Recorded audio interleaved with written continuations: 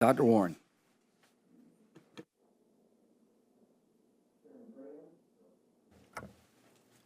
Chairman Graham and Ranking Member Leahy, members of the subcommittee, thank you for inviting me to testify here today. I have so much respect and admiration for all of you. I agree that the 150 account is probably the most effective account in the United States budget. And what you're doing matters to our nation, it matters to the world, and it actually is a matter of life and death to millions of people around the world. I'm not just pastor of Saddleback Church, I'm the founder of the Global Peace Plan, which has sent teams to 197 countries. I've sent, in my own church, 24,869 of my members have served in 197 countries, which is 57 more countries than the Peace Corps has served. By the way, before I address the matter of global health, I just want to say thank you for your previous hearing on protecting religious liberty abroad. It's a big issue, and I've spoken to that in my printed remarks. As you know from your hearings previously, we are making a lot of progress on the pandemics like HIV, malaria, and TB. And while the momentum is headed in the right direction, now is the time to move for eradication. A lot of times in the third quarter of a game, people say, well, we know how the outcome's going to happen, so let's just let off the pedal, and they'll leave the game. We can't do that now. The Super Bowl is a good example of what happens in the last second of a game. And I believe that it will take three catalytic factors in order to eradicate HIV, malaria, and TB. First, we must form a new perspective on foreign assistance.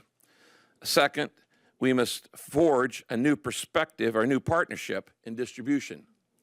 And third, we must fund a new priority in the budget, which would include ending sequestration. Now, I've covered this in detail in my written testimony. I want to spend most of the time on partnerships and new distribution, but let me just make a comment on forming a new perspective on assistance. There are voices today who sincerely believe that we should either cut back or eliminate all foreign assistance. This idea resonates with a lot of voters for a couple reasons. First, they have no idea that this amount is actually less than 1% of the budget. They think it's a big amount. It's not. And second, they don't realize the strategic value of foreign assistance. They've never considered that the right kind of a foreign assistance, especially for health, education, and development, may be our most effective and cost-efficient strategy for security against the next generation of terrorism. And this is what I mean by new perspective. Now, Proverbs 3:27 in the Bible tells us it's morally wrong to withhold assistance from those who need it when we have it in our power to help them. But there are also strategic reasons why it would be short-sighted and unwise to cut back our assistance in global health. First, when America saves the lives of dying people from preventable diseases, we make friends. That's obvious. And around the world, I've often been told, please thank Americans for PEPFAR. It saved my husband's life. It saved my wife's life, my children's life. It kept our family from economic disaster. And we will always be grateful to America, and we pray for you. Now, when we make friends like that by saving lives, potential enemies are turned into grateful allies. If somebody saves your life, you have zero desire to terrorize them. And in my travels, I've observed that when poor countries are overwhelmed by these pandemics and they're stuck in poverty and they have no capital or create opportunities, they get resentful of nations with abundant resources that ignore their plight. And that resentment makes them right for angry ideologies. So it's far more effective, far more cost-effective, far cheaper for Americans to send medicine than to make friends now than to send troops to fight enemies later. Medicines cost less than tanks. And the resources that we budget for humanitarian relief, health programs, economic development, education training can really save us from spending far, far more to send soldiers when resentment boils over.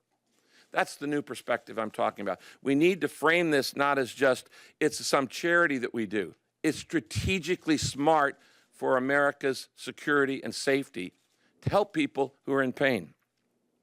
Now, the second catalyst in eradicating preventable diseases is we have to forge new partnerships in distribution. Sometimes you have to team tackle a player on a football field. He's so big, one person can't take him down. And this is where I call in to reference what I call the three legs of the stool. A one-legged stool will fall over, and a two-legged stool will fall over, but a three-legged stool will stand.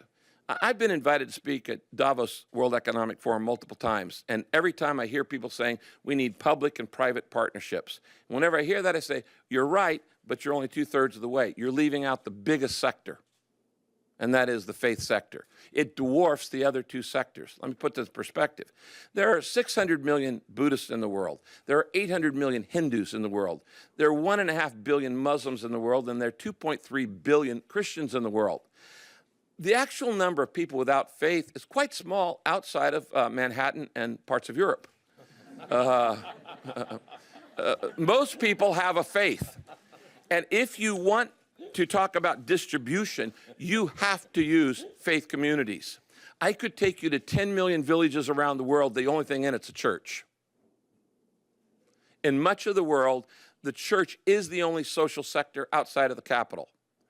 And even if we have all the meds for TB, AIDS, HIV, malaria, and all the other diseases, the issue of distribution will not be solved unless we mobilize local churches. Let me just give you one illustration. At the end of President Bush's term of office, he invited me to be the closing speaker at the Global Summit on Malaria. I said, I'll come if I can bring some pastors from Africa. And so I did. And at the end of the talk, I stood up and I said, I'm going to show you three slides that show you why you can't solve any global problem without the faith community. So I put up, I said, let me just show you one example.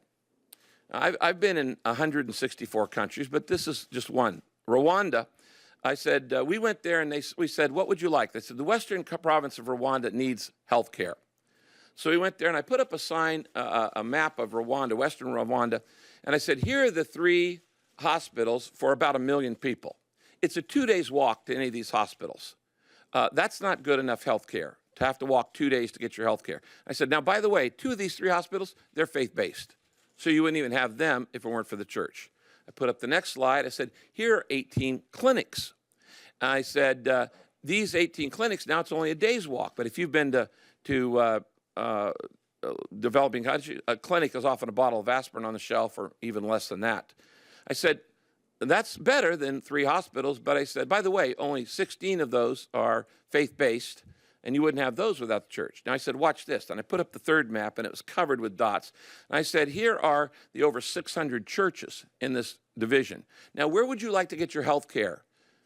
2 days walk, 5 minutes walk, 1 day's walk, or 5 minutes away? Melinda Gates was sitting on the front row. She came up and said, I get it, Rick.